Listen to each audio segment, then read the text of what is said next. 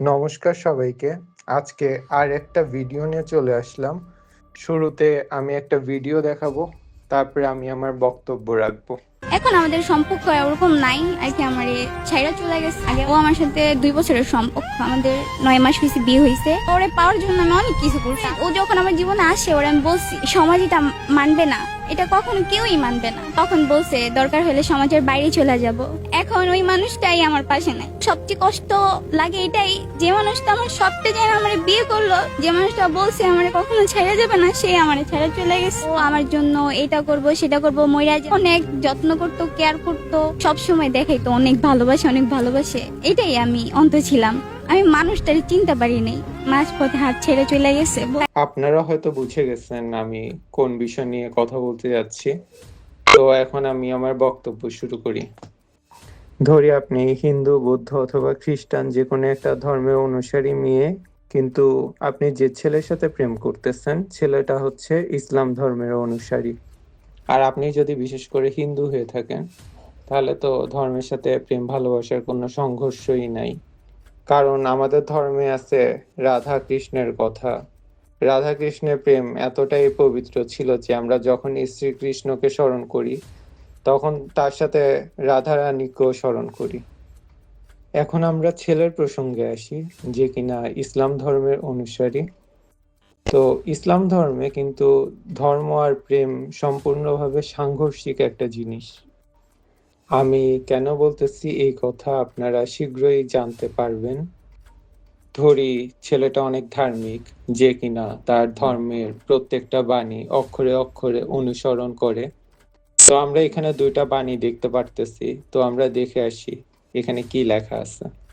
এখানে প্রথমটাই বুঝাইছে, তোমরা মুশরিক নারীদেরকে ঈমান না আনা পর্যন্ত বিবাহ করো না।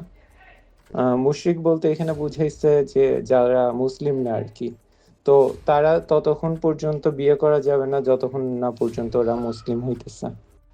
কারণ একজন বিশ্বাসী দাসী একজন স্বাধীন মুশরিকের চেয়ে উত্তম, যদিও সে তোমাদের কাছে আকর্ষণীয় মনে হতে পারে। তার মানে আপনি যার সাথে প্রেম করতেছেন তার কাছে আপনার চেয়ে বেটার অপশন হচ্ছে একটা দাসী, যদিও আপনি অনেক আকর্ষণীয়, কারণ আপনি একটা মুশরিক। আর যে দাসী সে হচ্ছে একটা মুসলিম।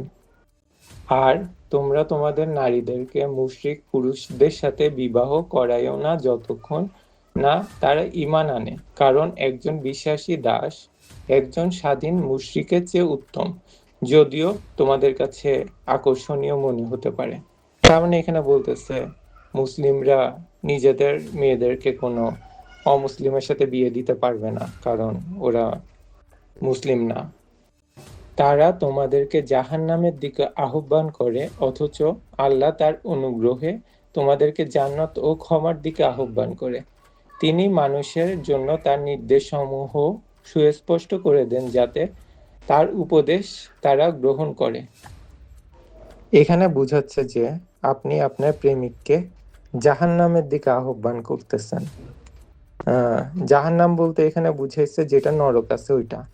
আর অন্যদিকে আল্লাহ তার বান্দাদেরকে জান্নাতের দিকে আহ্বান করতেছে, তার মানে স্বর্গের দিকে আহ্বান করতেছে। এই বিষয়ে তাদের ধর্মগুরুরা কি বলে তাও আমরা একবার শুনে আসি। হিন্দু মেয়েকে বিয়ে করা যায় কিনা প্রশ্ন করেছেন। আচ্ছা, না, হিন্দু মেয়েকে বিয়ে করা যায় না। মুসলমান বিয়ে করবে শুধু মুসলমানকে, আর বিয়ে করতে পারবে ইহুদি কিংবা খ্রিস্টান মেয়েকে। কোনো মুসলিম ছেলে ইহুদি মেয়ে বা খ্রিস্টান মেয়েকে বিয়ে করতে পারবে এই শর্তে, যদি বিয়ের পরে আস্তে আস্তে তাকে হয়তো ইসলামের সৌন্দর্যের দিকে আকৃষ্ট করে নিয়ে আসা যাবে। আর শিরকের দিকে যদি ওই ওই মেয়ে ধাবিত না থাকে তাহলে নেওয়া যাবে। কিন্তু এমন যদি হয় যে বিয়ের পরে আপনি খ্রিস্টান হয়ে যাচ্ছেন, আপনি ইহুদি হয়ে যাচ্ছেন, তাহলে বিয়ে করা যাবে না।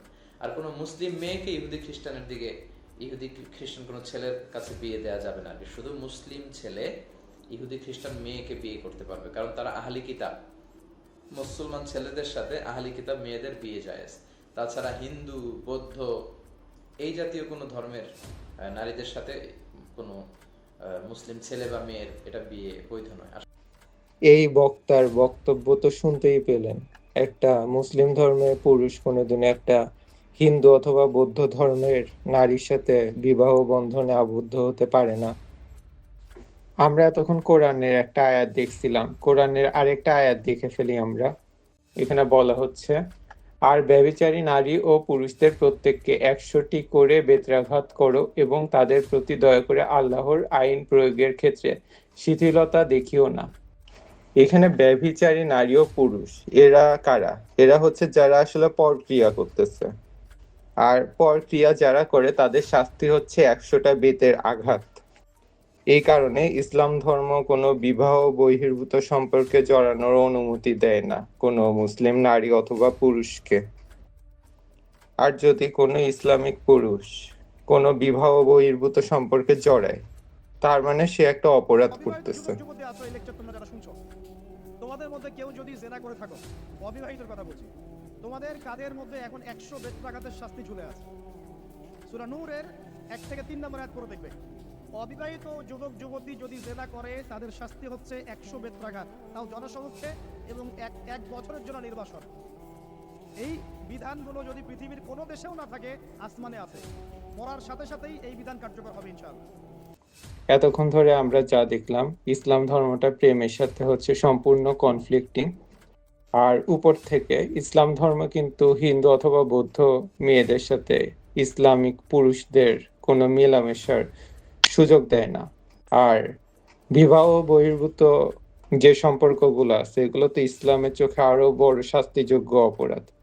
তো ছেলেটা যেহেতু তার ধর্ম এত ভালো করে মানতেছে না, তাহলে ধরা যেতে পারে ও হচ্ছে আপনাকে আসলেই ভালোবাসে, যেহেতু ধর্ম পালন করে না তেমন একটা। এই কারণে সে আপনাকে একদিন প্রেমের প্রস্তাব দিল, আর আপনি ওকে যতই বোঝালেন যে, এদিকে তুমি মুসলিম আমি হিন্দু, এই প্রবলেমটা তো আছে। কিন্তু ও তারপরে বলল ভালোবাসার জন্য ধর্ম এত গুরুত্বপূর্ণ না। তারপরে কয়েকদিনের মধ্যে আপনাদের একটা সম্পর্ক তৈরি হইলো, আর সম্পর্ক হওয়ার ঠিক কয়েকদিন পরেই ও ডেফিনেটলি আপনার সতীত্ব হরণ করবে, কারণ এটা হচ্ছে ওর একটা ফাঁদ। আর ও জানে ভালো মতো যে আপনি যদি ওর এই ফাঁদে একবার পা দেন, তাহলে আপনি সহজে আর বের হতে পারবেন না। তারপরে যখন বিয়ে করার প্রসঙ্গ আসবে, তখন বলবে আপনাকে ধর্মান্তরিত হতে। তখন ওর নিজের ধর্মের কথা বেশি বেশি মনে পড়বে, ও নিজের ধর্ম ঠিক রাখতে চাইবে। এটাও মনে পড়ে যাবে যে মুসলিমরা অন্য ধর্মের কেউকে বিয়ে করতে পারবে না।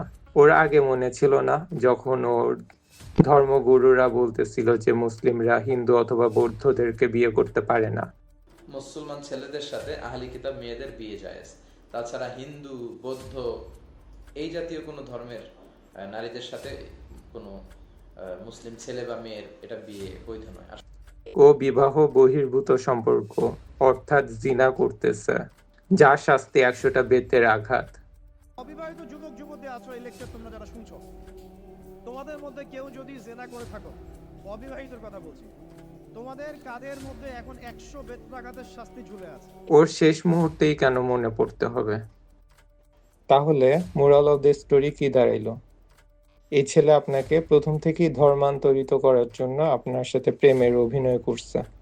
এখন আমি যে কথাগুলো বলবো, আপনারা পাথরের মধ্যে খোদাই করে হলেও লিখে রেখেন, পরে আপনাদের জীবনের সাথে মিলায় নিয়েন আপনাদের জীবনে এরকম ঘটনা ঘটবে কিনা। আপনাকে প্রথমে ধর্মান্তরিত করে বিয়ে করবে, আপনিও করলেন, কারণ ভালোবাসার জন্য মানুষে কি না করে। তো যে মুহূর্তে আপনি ধর্মান্তরিত হবেন, তারপরের মুহূর্তেই আপনার পরিবার আপনাকে ত্যায্য ঘোষণা করবে, কারণ আপনি পুরা হিন্দু কমিউনিটির সাথে বিশ্বাসঘাতকতা করছেন। কারণ ইসলাম ধর্ম শিখায় হিন্দু অথবা যারা ইসলাম ধর্মে বিশ্বাসী না, তাদেরকে হত্যা করতে, যেখানে পাও সেখানে হত্যা করো, এই বিধান আছে ইসলামে। এই জন্য বাংলাদেশের হিন্দুরা প্রত্যেক মুহূর্তে নির্যাতিত হয় মুসলিমদের দ্বারা। 1971 সালে পাকিস্তানিরা বাংলাদেশের হিন্দুদেরকে মারছিল, কারণ হিন্দুদেরকে মারা বৈধ। যেভাবে দীপু চন্দ্র দাসকে মারছিল, এটা সবাই দেখছে, কারণ এই বৈধতা আছে ইসলাম ধর্মে।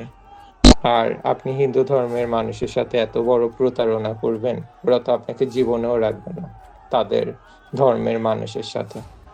আর আপনার যে সন্তান হবে সেও তো হিন্দু বিদ্বেষী হবে, কারণ ও তো ইসলামিক কালচারে বড় হয়ে উঠবে। তারপরে আপনাকে গর্ভবতী করবে। তো একবার আপনি প্রেগনেন্ট হয়ে গেলে আপনার চেহারা একটু খারাপ হয়ে যাবে। তখন দেখা যাবে আপনার ভালোবাসার মানুষের আর আপনাকে ভালো লাগবে না। তখন আপনার কোথাও যাওয়ারও জায়গা থাকবে না। এরপরে দেখা যাবে আপনার স্বামীর একাধিক বিয়ে করতে ইচ্ছা করতেছে, ঘরে আরেকটা নতুন বউ নিয়ে আসবে।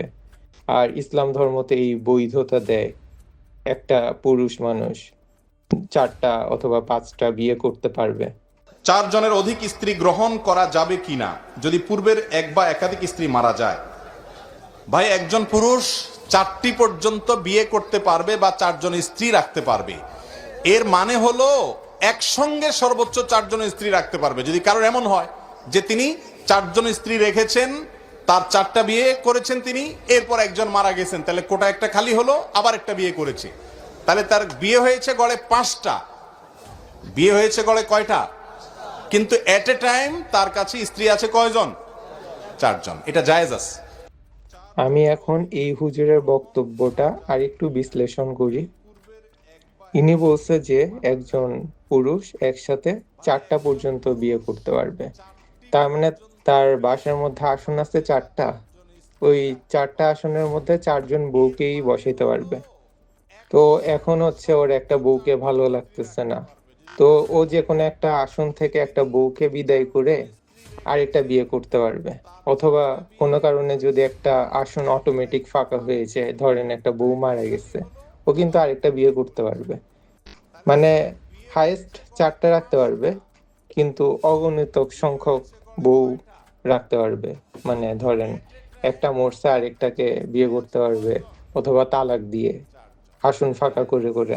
আমার স্বামীর থেকে এক বউ ভালো লাগে না, এই জন্য সে বারবার বিয়ে করি নেটওয়ার্কে দিয়ে ছেড়ে দেয়। আমি 6 নাম্বার বউ, এখন আমারও ভালো লাগে না, এখন আরো করবে। উনি বলে সারা বছর এরকম করবে, ওনার বলে নেগেটিভিটি। হাইকোর্টের ম্যাজিস্ট্রেট বলছে উনি 2 দিন বাদে বাদে বোর টক লই আরেকটা করবে, ওর ব্যবসায়টা এটা। আপনাদের সিদ্ধান্ত আপনাদের একান্তই ব্যক্তিগত ব্যাপার। আমি আপনার সিদ্ধান্তের মধ্যে হস্তক্ষেপ করার মতো কেউই না। তো আমরা এই সংক্রান্ত একটা ভিডিও দেখব। আমি একটা হিন্দু ধর্মের মেয়ে ইসলাম ধর্ম গ্রহণ করে বিয়ে করছি। আজকে আমার স্বামী 2 বাচ্চা আমাকে রাস্তায় ফেলায় চলে গেছে। আমি দুধের বাচ্চা নিয়ে রাস্তায় রাস্তায় ঘুরতেছি, আমার থাকা খাওয়ার কোনো জায়গা নাই। আমি 2 বাচ্চা নিয়ে রাস্তায় রাস্তায় ঘুরতেছি, আমার একটা ঘরও নাই। ফাইনালি আমি আরো কিছু রেফারেন্স দেখাবো। তো প্রথম রেফারেন্সে নবী যেটা আছে, উনি হচ্ছে মেয়েদেরকে ডেভিল বলতেছে। তো ডেভিল বলার যে উদ্দেশ্যটা আছে, তো এটাও হচ্ছে অনেক ইন্টারেস্টিং। ডেভিল মানে হচ্ছে শয়তান, আপনারা সবাই জানেন। আর এই ডেভিল কেন বলছে চলেন আমরা দেখি। মহানবী একটা মহিলাকে দেখছে, আর সে তার বউয়ের কাছে আসছে, যে বউয়ের নাম জয়নব ছিল। জয়নব হচ্ছে চামড়া বুনতেছিল, আর মহানবী খুবই এক্সাইটেড হয়ে আসছে। আপনারা একটা ওয়াইল্ড গেস করে নিয়েন, যখন মানুষ এক্সাইটেড থাকে আর বউয়ের কাছে দৌড়ায় আসে তখন কি করতে পারে। তারপরে করা টরা শেষ, এরপরে সে তার কম্পেনিয়ন অথবা বন্ধুদের কাছে গিয়ে বলতেছে নারীরা শয়তানের রূপে আসে এবং যায়। তো নিজেকে কন্ট্রোল করতে পারতেছিল না একটা মেয়েকে দেখে। এখানে নারীরা শয়তান কেমনে বুঝলাম না। তারপরে 2 নাম্বারটায় কি বলতেছে এটাও একটু দেখেন। মেয়েদের বুদ্ধি হচ্ছে পুরুষের অর্ধেক। তারপরে লাস্টেরটায় আসি। লাস্টেরটায় কি বলতেছে, একজন মহিলা যদি তার স্বামীর সাথে ধরেন একবার রোম্যান্স করতে না চায়, তাহলে ফেরেশতারা সারা রাত ওই নারীকে অভিশাপ দিবে। কিন্তু এরকম কোনো আয়াত নেই যে পুরুষরা করতে চাইতেছে না দেখে পুরুষদেরকে সারা রাত অভিশাপ দিবে। আর এটাও দেখা যায় যে কোনো পুরুষকে জবাবদিহিতা কারো কাছে করা লাগবে না, সে যদি তার বউকে পিটায়। তো এই কারণে দেখা যায় প্রকাশ্যে বাংলাদেশে অনেক মানুষ অনেক জায়গায় তাদের বউকে পিটাচ্ছে, গায়ে হাত তুলতেছে। একটা আত্মমর্যাদা সম্পন্ন নারীর এই কথাগুলো খুবই গায়ে লাগা উচিত। তো আমি জানি না আপনাদের গায়ে কথাগুলো লাগছে কিনা। তো সর্বশেষে একটাই কথা বলতে চাই যে আপনাদের সিদ্ধান্ত আপনাদের কাছে, কিন্তু আপনাদের যদি আত্মসম্মান বোধ থাকে তাহলে একটু আবার চিন্তা করে দেখবেন কি করবেন জীবনে। আর আপনার প্রেমিককে একটা টেস্ট নেন যে ও আপনাকে কতটুকু ভালোবাসে। আপনি ওকে বলবেন যে ওর ধর্ম চেঞ্জ করতে, দেখেন করে কিনা। তখন আপনার কাছে পরিষ্কার হয়ে যাবে যে ও আপনাকে কতটা ভালোবাসে। সবশেষে আপনারা ভালো থাকবেন, সুস্থ থাকবেন। আপনাদেরকে নমস্কার। আপনাদের দীর্ঘায়ু কামনা করে এই ভিডিওটা শেষ করতেছি।